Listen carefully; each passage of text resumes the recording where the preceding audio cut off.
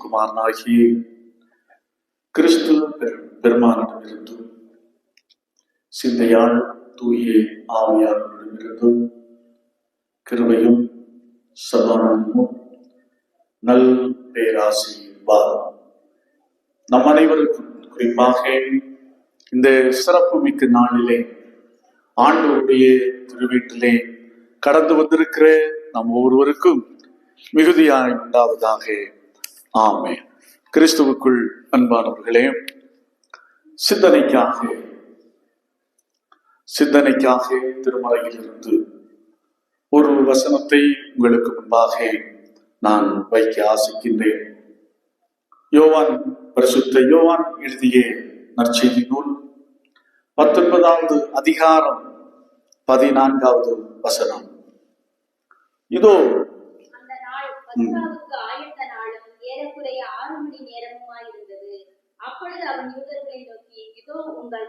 அப்பொழுது அவர் யூதர்களை நோக்கி இதோ உங்கள் ராஜா என்றார். இதோ உங்கள் ராஜா என்றார். கண்களை மூடுவோம், ஆண்டவரை நோக்கி பார்த்து ஜெபிப்போம். மன்னன் இயேசு வருகின்றார், நீ மகிழ்ந்து பாடிடு. மனுவாளன் வருகின்றார், நீ ஆயத்தப்படு. மன்னன் இயேசு வருகின்றார், நீ மகிழ்ந்து பாடிடு. மனுவாளன் வருகின்றார், நீ ஆயத்தப்படு. அல்லேலூயா ஆனந்தமே, அல்லேலூயா ஆனந்தமே. ஆடிப்பா நடனமாடி ஆனந்தித்திடு. ஆடிப்பாடி நடனமாடி ஆனந்தித்திடு. மகிமையானவர் மறுரூபமானவர், பிம்பளம் அவர் கிண்ணறத்தோட்டோ. மகிமையானவர் மறுரூபமானவர், கிச்சிலி பழம் அவர் கிண்ணறத்தோட்டோ. லீலி புஷ்பமே சாரோனின் ரோஜாவே, லீலி புஷ்பமே சோனின் ரோஜாவே. மென்மையானவர் மகா மேன்மையுள்ளவர், மேன்மையானவர் மகா மேன்மையுள்ளவர். அல்லேலூயா ஆனந்தமே, அல்லேலூயா ஆனந்தமே. ஆடிப்பார் நடனமாடி ஆனந்தித்திடு.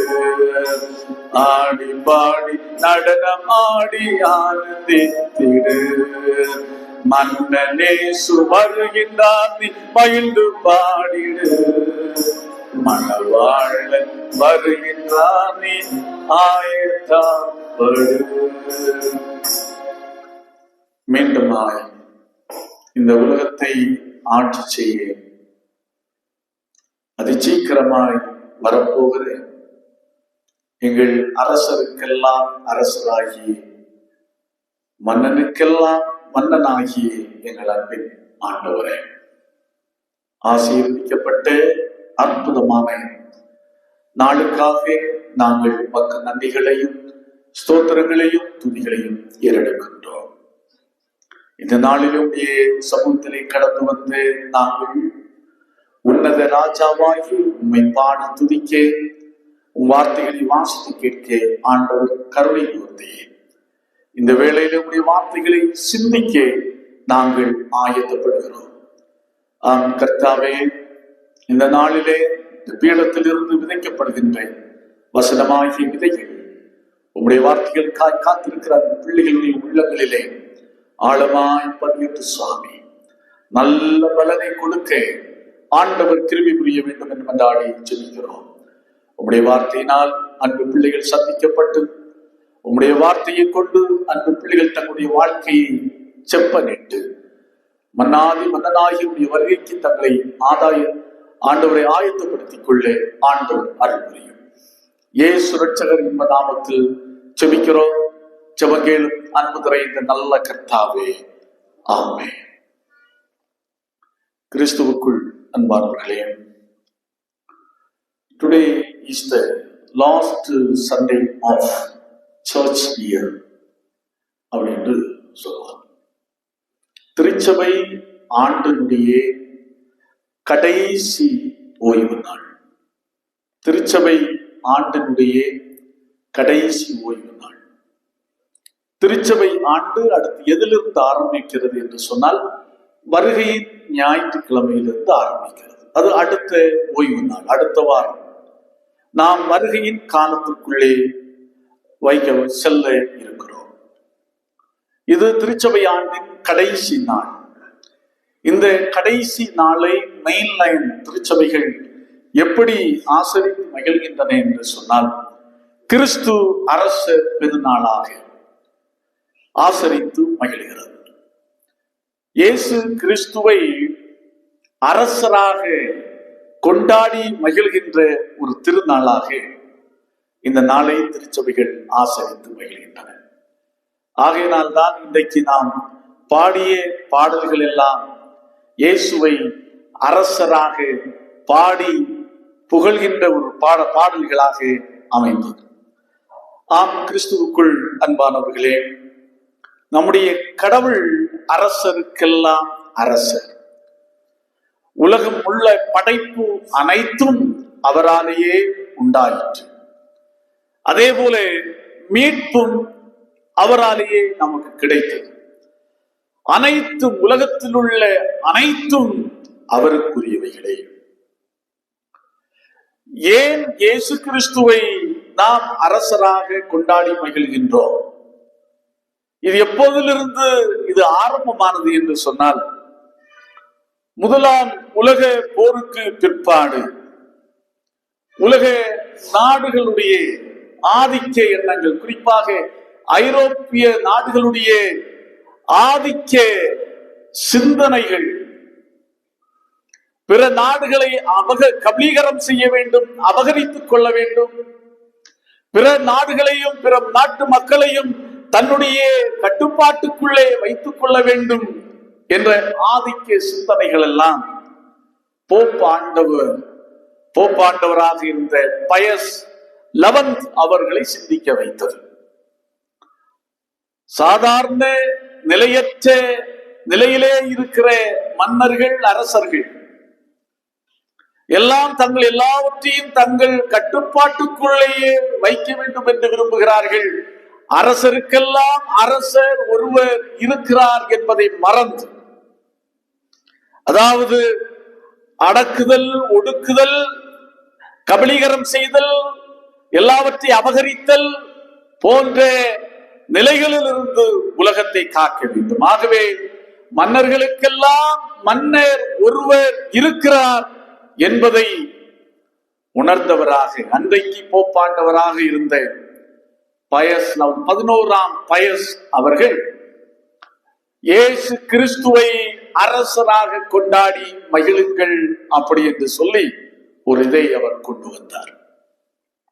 இயேசுதான் இருக்கிற எல்லா மன்னர்களுக்கெல்லாம் மன்னர் அப்படி என்பதை உறுதிப்படுத்தும் முகமாக, மக்களுக்கு அதை உணர்த்தும் முகமாக இந்த ஓய்வு நாளை, அதாவது கிறிஸ்து அரசர் பெருநாளாக ஆசரித்து மகிழ அவர் ஆணையை பிறப்பித்தார். அதை இன்றைக்கு எல்லா திருச்சபைகளும் ஆமோதித்து அதை இந்த நாளை கிறிஸ்து அரசர் பெருநாளாக ஆசரித்து மகிழ்கிறது. ஆம், கிறிஸ்து இயேசுவுக்குள் அன்பானவர்களே, ஒரு அரசன் அல்லது ஒரு மன்னன் அப்படி என்று சொன்னால் நம்முடைய மனக்கண்களுக்கு முன்பாக வருவது ஒரு பெரிய ஆர்மி இருக்க வேண்டும், ஒரு பெரிய பேலஸ் இருக்க வேண்டும், ஒரு பெரிய கோட்டை இருக்க வேண்டும், ஒரு பெரிய அதிகார நாற்காலிகள் இருக்க வேண்டும். அதிலே அரசன் வீற்றிருப்பார், அரசியும் வீற்றிருப்பார்கள். அவர்களை வீசுவதற்கென்றே ஒரு 2 பக்கம் பெண்கள் நிற்க வேண்டும். இதெல்லாம் இந்த காட்சிகள் தான் நம்முடைய மனக்கண்களுக்கு முன்பாக வரும். அப்போ அந்த இடத்திலே எப்படி இயேசுவை வைத்து பார்ப்பது அப்படி என்று சொன்னால் ஒரு சற்று கடினமான காரியம் தான். ஆனால் இந்த மன்னருக்கெல்லாம் மன்னராகிய இயேசு கிறிஸ்து மற்ற மன்னர்கள் எல்லாரையும் விட வேறுபட்டவர். இதை நம்முடைய வாழ்க்கையில நாம் உணர்ந்து கொள்ள வேண்டும். அப்ப எந்த விதங்களிலே அவர் வேறுபட்டவர் என்பதை மாத்திரம் 3 காரியங்களை உங்களுக்கு முன்பாக வைத்து இந்த நாளின் இறை செய்தியை நான் நிறைவு செய்ய ஆசைக்கின்றேன். உலக ரீதியாக இருந்த மன்னர்கள் அரசர்களை விட கிறிஸ்து அரசர் எப்பேறு வித்தியாசமானவர், அவர்களிடமிருந்து எப்பேறு வேறுபட்டவர் என்பதை 3 காரியங்கள் மூலம் சுட்டி காண்பிக்க விரும்புகின்றேன். முதலாவது காரியம் எபிரேயர் 13வது அதிகாரம் 8வது வசனம். எபிரேயர் 13வது அதிகாரம் 8வது வசனம். இயேசு கிறிஸ்து நேற்றும் இன்றும் என்றும் மாறாதவர். இயேசு கிறிஸ்து நேற்றும் இன்றும் என்றும் மாறாதவர். எத்தனையோ அரசர்கள் இந்த உலகத்திலே தோன்றி இருக்கிறார்கள். ஆனால் அவர்கள் எல்லாம் மறைந்து போயிருக்கிறார்கள். அவர்களுடைய அதிகாரங்கள் எல்லாம் புகையை போலதான் புகைந்து போயிருக்கிறது. அவர்களுடைய எலும்புகள் எல்லாம் எங்கே இருக்கிறது தெரியாது. ஒரு சிலருக்காவது சில அடையாளங்கள் இருக்கின்றன, மற்றவர்களுக்கு எந்த அடையாளமும் இல்லை. அலெக்சாண்டரை எடுத்துக் கொள்ளுங்கள், நெப்போலியனை எடுத்துக் கொள்ளுங்கள். அதை தொடர்ந்து எவ்வளவு பெரிய மன்னர்கள் எல்லாம் வந்தார்கள். ஆனால் அவர்கள் எல்லாரும் அப்படியே போய்விட்டார்கள்.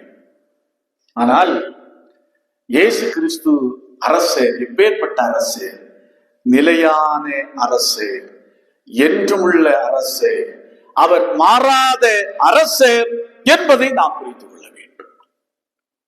அதான் எபிரேயருக்கு எழுதிய ஆக்கியோர் மிக மிக தெளிவாக சொல்லுகிறார், அவர் நேற்றும் இன்றும் என்றும் மாறாதவர். ஆகையினால் அப்பேற்பட்ட அரசரை நாம் தைரியமாக நம்ப முடியும். நெப்போலியன் நம் அனைவருக்கும் நன்றாக தெரியும். ஒரு முறை மதப்புல ரொம்ப சொன்னார், அதிகமா சொன்னார். உலகத்திலே 3 மிக முக்கியமான மகான்கள் தான் உண்டு.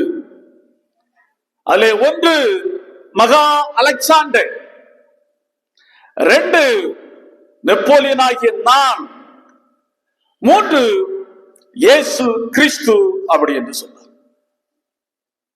அடுத்ததாக அவ்வாறு சொன்ன நெப்போலியன் வாட்டலூ அந்த யுத்தத்திலே அவர் தோற்கடிக்கப்பட்டு ஹெலனா தீவுக்கு நாடு கடத்தப்பட்டு ஹெலனா தீவிலே அடைத்து வைக்கப்படுகின்ற தனி ஒரு மனிதனாக இருக்கின்றார். அங்கே இருக்கும் போது அவர் தன்னை உணர்ந்து சொல்லுகின்றார், இந்த அதிகாரங்கள், இந்த மகிமை, அவரு சொன்னதுதான், இந்த அதிகாரங்கள், இந்த மகிமை எல்லாம் புகையை போன்றது. அலெக்சாண்டரும் போய்விட்டார். இந்த நெப்போலியனும், நான் மகான் என்று கருதிய நெப்போலியனும் இப்போது தனி மனிதனாக தனி தீவிலே சிறைச்சாலையிலே வைக்கப்பட்டிருக்கின்றான். ஆனால் இயேசு கிறிஸ்து மாத்திரமே, இயேசு கிறிஸ்துனுடைய ஆட்சி மாத்திரமே நிலையாக நிற்கிறது என்று அறிக்கையிட்டாராம் நெப்போலியன்.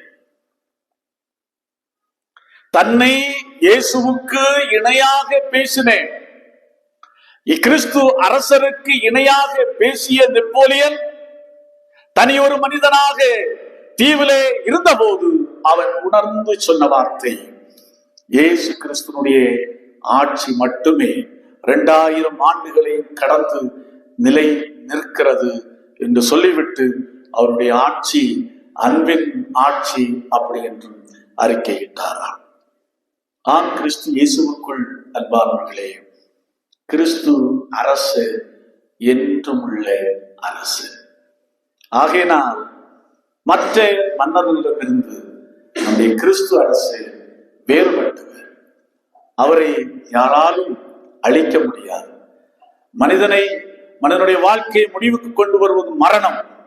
அந்த மரணம் கூட கிறிஸ்து அரசரை ஒன்றும் செய்துவிட முடியவில்லை.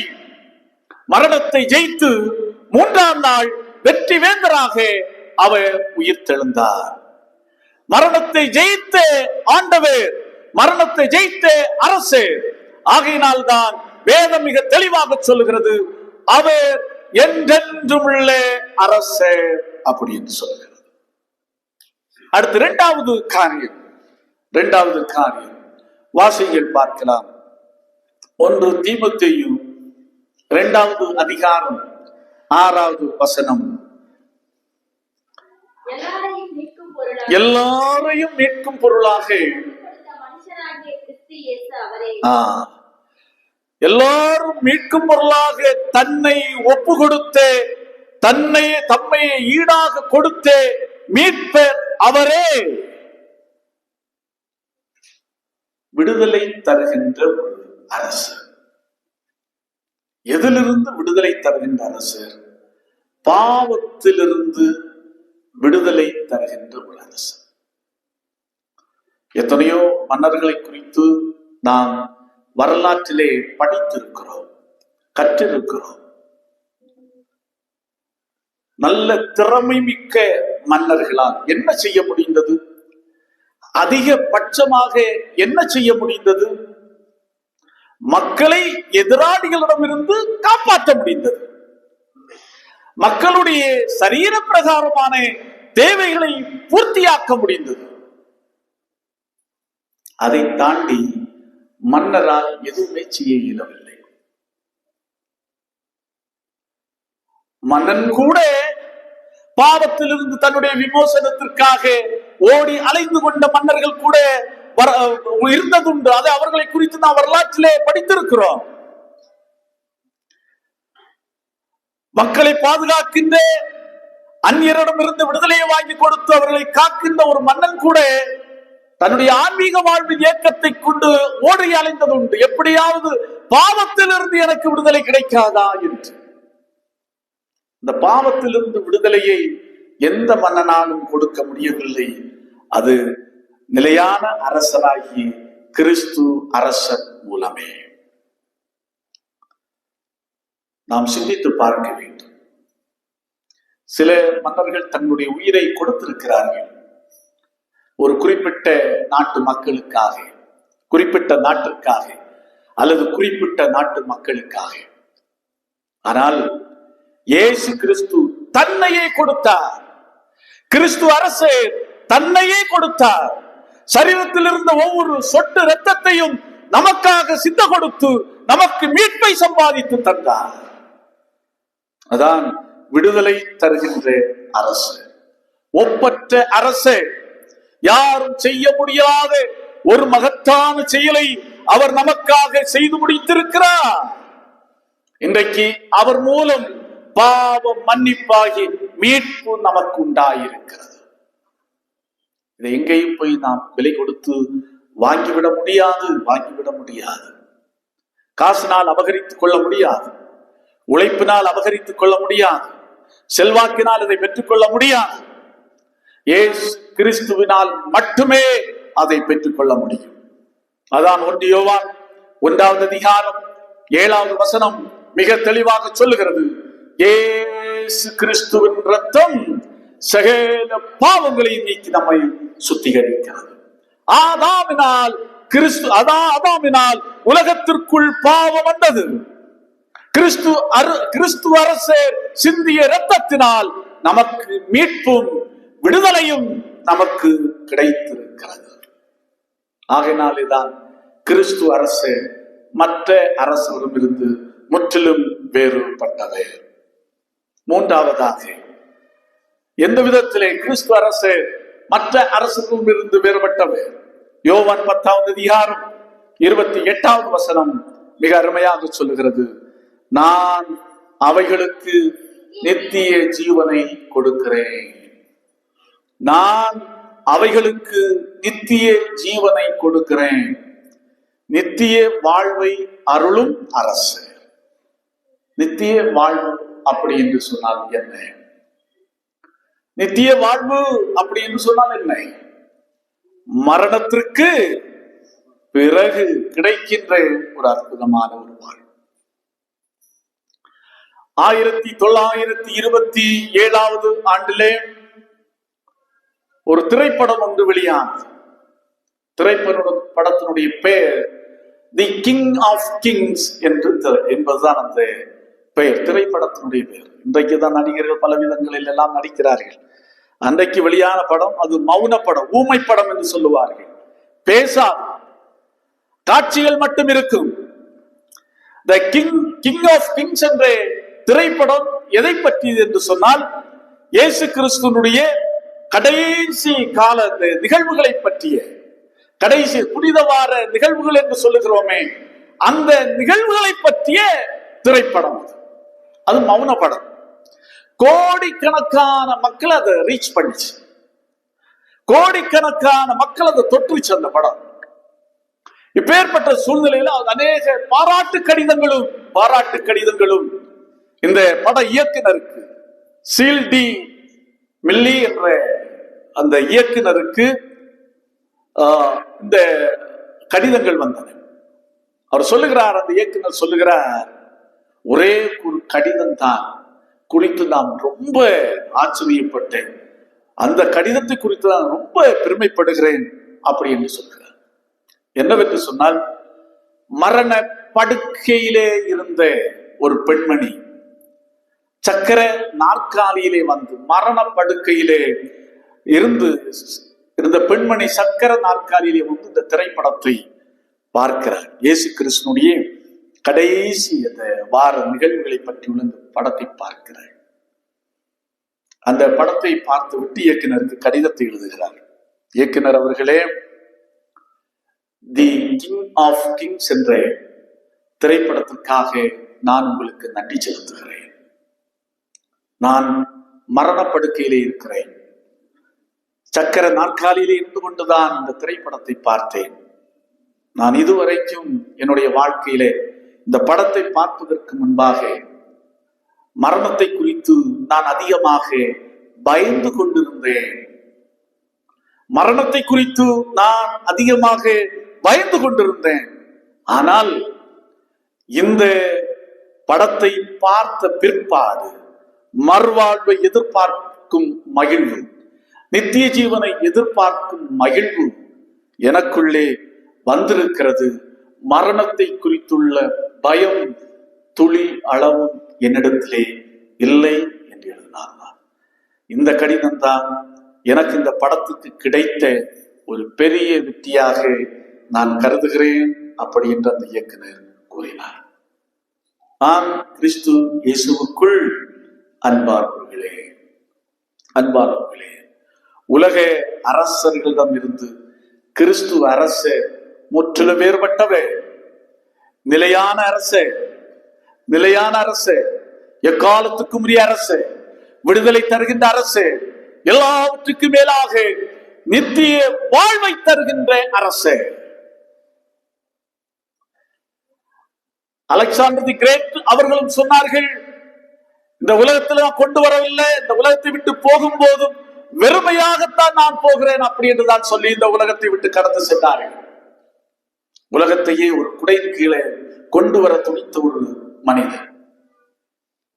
ஆனால் அவரும் மறித்து போனார். ஆனால் கிறிஸ்து அரசரால் மட்டுமே மரணத்திற்கு பிறகு உள்ள வாழ்க்கையை நாம் பெற்றுக்கொள்ள முடியும் என்பதை நாம் உணர்ந்து கொள்ள வேண்டும்.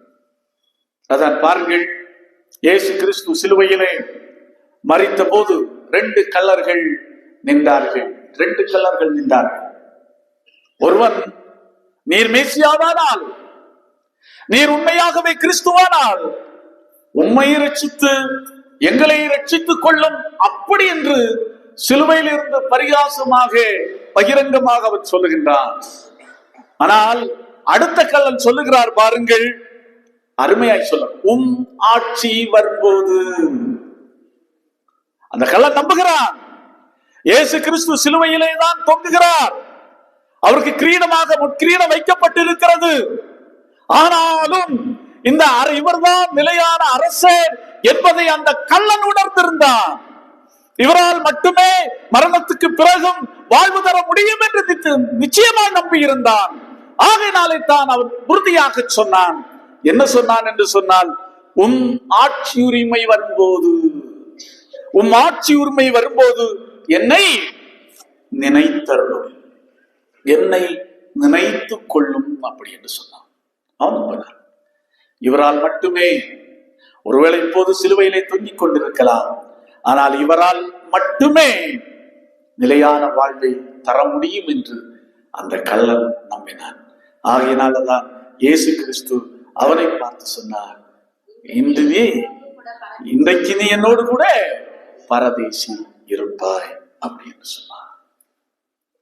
கிறிஸ்து இயேசுவுக்குள் அன்பானவர்களே, நாம் கொண்டாடி மகிழ்கின்றேன், நாம் ஆராதித்து மகிழ்கின்றேன், நாம் ஆழமான விசுவாசத்தை வைத்து மகிழ்கின்ற அரசர் சாதாரணமானவர் அல்ல.